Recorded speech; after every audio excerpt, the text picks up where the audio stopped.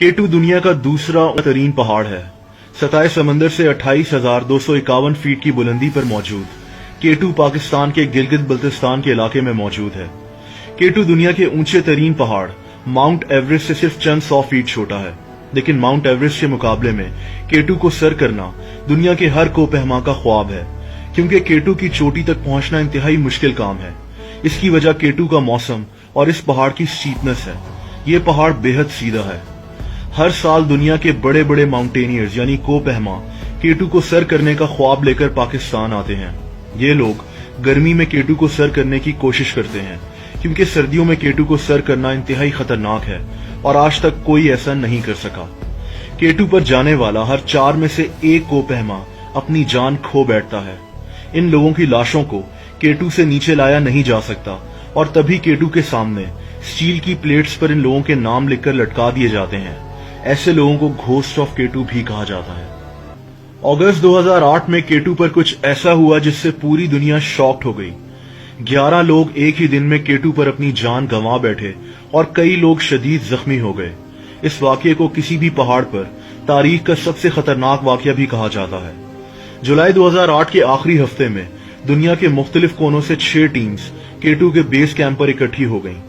हर किसी का ख्वाब केटू की चोटी तक पहुंचना था। इनमें Holland, Korea, Serbia, America, France और इटली की टीम्स शामिल थीं।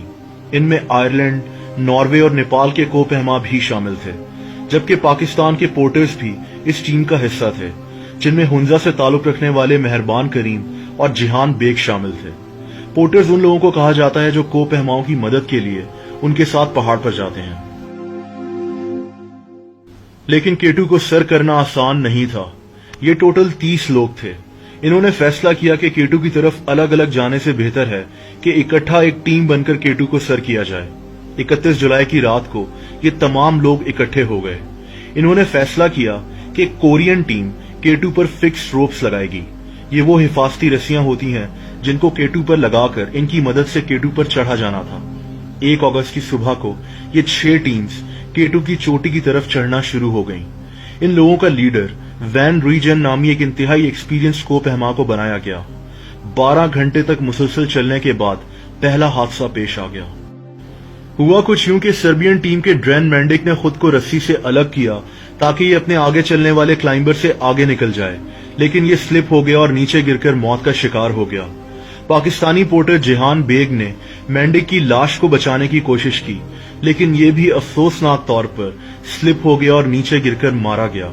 इस पॉइंट पर कुछ कोपहमाओं ने वापस जाने का फैसला कर लिया, जिनमें सेसिले स्कॉग नामी एक औरत भी शामिल थी। इसका ताल्लुक नॉर्वे से था। ये एक बहुत माहिर कोपहमा थी। ये अपने शौहर रॉल्फ बे के साथ केटू को सर करने के लिए आई थी और इनकी शादी को सिर्फ 1 माह हुआ था। इसका शौहर रॉल्फ बे उस वक्त केटू के एक ऐसे हिस्से से गुजर रहा था जहां बर्फ के बड़े बड़े पहाड़ बने हुए थे। ये जगह इंतहाई खतरनाक होती है क्योंकि यहां से बर्फ पिघलकर अक्सर नीचे गिरती है। रॉल्फ की बदकिस्मती ये थी कि ये जो ही इस जगह से गुजर रहा था, उसी वक्त एक बहुत बड़ा बर्फ का हिस्सा टूटा, जिसके नीचे ये दब गया और मारा गया। इसकी बीवी थोड़ा ही नीचे से अपने शौहर को मौत के मुंह में जाता देख रही थी। दोस्तों, इस सूरत हाल में कोई कुछ नहीं कर सकता। किसी की लाश को भी रिकवर करना खतरे से खाली नहीं होता। कुछ घंटा पहले पाकिस्तानी पोर्टर जिहान बेग भी इसी तरह मौत के मुंह में गया था। केटू की चोटी के इतने नजदीक आकर अब लोग वापस नहीं जा सकते थे। 3 लोग मारे जा चुके थे, लेकिन इन लोगों ने अपना सफर जारी रखा। इस एक्सपीडिशन का लीडर वैन रूइजन शाम के 7 बजे केटू की चोटी पर पहुंच गया। इसके साथ 4 और लोग भी शामिल थे। दुनिया का दूसरा ऊंचा तरीन मकाम, अंधेरा और सर्दी ऐसी कि लोगों के जिस्म अकड़े हुए थे और इस हालत में केटू से नीचे उतरना बेहद खतरनाक था। इनको नीचे कुछ टॉर्च लाइट्स नजर आ रही थीं। ये कोरियन क्लाइंबर्स थे जो केटू की चोटी की तरफ बढ़ रहे थे। अचानक ये टॉर्च लाइट्स गायब हो गईं। वैन रूइजन को काफी परेशानी हुई, लेकिन ये लोग नीचे उतरना शुरू हो गए। जिस बर्फ के पहाड़ के नीचे रॉल्फ बे आकर दब गया था, उसी बर्फ ने हिफाजती रस्सियों को भी तबाह कर दिया था। ये लोग अब बढ़ चुके थे। नेपाल का एक कोपहमा ज्यूमिक भोटे केटू के एक खतरनाक तरीन हिस्से बॉटल नेक में फंस चुका था। ये जगह इंतहाई फिसलने वाली और स्टीप होती है। इसके दोस्त कसंग भूटे ने इसकी मदद करने की कोशिश की, लेकिन ये दोनों अंधेरे में स्लिप हो गए और केटू के बर्फीले पहाड़ में कहीं गिरकर मौत का शिकार हो गए। बॉटल नेक के हिस्से में एक 61 साला फ्रेंच क्लाइंबर भी फंसा हुआ था। इसका नाम ह्यूज डॉबरेट था। इस आदमी की मदद के लिए इसके साथ पाकिस्तानी पोर्टर मेहरबान करीम भी मौजूद था। ह्यूज को डर था कि इसकी ऑक्सीजन की बोतल खत्म हो जाएगी और ये तेजी से नीचे की तरफ उतरना शुरू हो गया, लेकिन अफसोसनाक तौर पर सिर्फ 10 मिनट के बाद ही ये भी नीचे गिर गया और इसके बाद इसका पार्टनर मेहरबान करीम भी फिसल कर अंधेरे में बर्फ में कहीं गुम हो गया।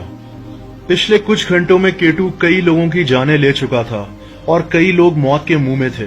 एक्सपीडिशन का लीडर वैन रूइजेन, जो केटू से नीचे उतर रहा था, को नजर आना बंद हो गया था। केटू की बर्फ पर पड़ने वाली धूप की चमक की वजह से ये आदमी तकरीबन अंधा हो गया था और फिर उस वक्त दुनिया के दूसरे ऊंचे तरीन पहाड़ पर अंधेरा हो चुका था। दोस्तों, 8000 मीटर की ऊंचाई वाले एरिया को डेड जोन कहा जाता है, क्योंकि इस ऊंचाई पर इंसान अपने होशो हवास खो सकता है। इस ऊंचाई पर खाना हजम करना मुश्किल हो जाता है और ऑक्सीजन ना होने के बराबर होती है। वैन रूइजेन ने पिछले 16 घंटे से कुछ खाया पिया नहीं था। हिफाजती रस्सी भी तकरीबन तबाह हो चुकी थी और इतने अंधेरे में बगैर रस्सी के नीचे उतरना इंतहाई खतरनाक था। अचानक इसकी कमजोर नजर ने 3 कोरियन क्लाइंबर्स को देखा। ये वही लोग थे जिनके हाथ में टॉर्च थी, जो अचानक गायब हो गई थी। ये लोग हिफाजती रस्सी के अंदर फंसे हुए थे। अगर वैन इनकी रस्सी काट देता तो ये लोग नीचे गिर सकते थे। वैन इनकी मदद करने के काबिल भी नहीं था। 2 और क्लाइंबर्स, कॉनफोर्टला और मैकडॉनल भी यहां पहुंच गए। इन लोगों ने काफी देर तक कोरियंस की मदद करने की कोशिश की, लेकिन ऐसा नहीं हो सका। मजबूरन इन तमाम लोगों ने कोरियंस को छोड़कर नीचे उतरने का फैसला कर लिया। लेकिन फिर हैरत अंगेज तौर पर मैकडॉनल, जिसका ताल्लुक आयरलैंड से था, फिर से ऊपर केटू की तरफ चढ़ना शुरू हो गया। इसने ऐसा क्यों किया, कोई आज तक नहीं जानता। ये ऊपर की तरफ चढ़ ही रहा था कि अफसोसनाक तौर पर एक एवलांच आ गया, यानी बर्फानी तूफान आ गया, जो मैकडॉनल और 3 कोरियंस को अपने साथ बहा कर ले गया। इनकी लाशों का भी पता नहीं चल सका। अब सुबह के 5 बज चुके थे। एक्सपीडिशन का लीडर वैन रूइजेन, जो कि अपनी काफी बिनाई खो बैठा था, केटू पर ही सो गया। इसने थोड़ी बर्फ भी खाई ताकि इसकी बॉडी में पानी की कमी न हो जाए। इसको ठीक से दिखाई भी नहीं दे रहा था और इसको पता था कि इसकी मौत केटू पर ही हो जाएगी, लेकिन इसने अपनी आखिरी कोशिश करने का फैसला किया। ये आदमी 3 घंटे तक नीचे उतरता रहा। यहाँ एक नेपाली पोर्टर पेम्बा ने अपनी जान पर खेलकर काफी लोगों की जानें बचाई। पेम्बा केटू की चोटी से वापस नीचे पहुंच चुका था। इसको वॉमिट हो रही थी, लेकिन ये दवाई खाकर वापस केटू पर लोगों की मदद करने पहुंच गया। इसने इटालियन क्लाइंबर कॉनफोर्टला को नीचे उतारने में मदद की। कॉनफोर्टला की उंगलियां सर्दी की वजह से काम नहीं कर रही थीं। पेम्बा को यहाँ वैन रूइजेन भी मिल गया और इसने इसको भी नीचे उतारने में मदद की। दोस्तों, इस वक्त तक पाकिस्तान आर्मी के हेलीकॉप्टर्स जख्मी क्लाइंबर्स को रेस्क्यू करने केटू की तरफ रवाना हो चुके थे। ये रेस्क्यू ऑपरेशन इंतहाई खतरनाक था, लेकिन पाकिस्तान आर्मी के जवानों ने अपनी जान पर खेलकर सर्वाइवर्स को स्कर्दू के हॉस्पिटल में शिफ्ट किया। केटू पे 11 लोगों की जानें जा चुकी थीं और कई लोग शदीद जख्मी हो चुके थे। ये खबर इंटरनेशनल मीडिया में आग की तरह फैल गई थी।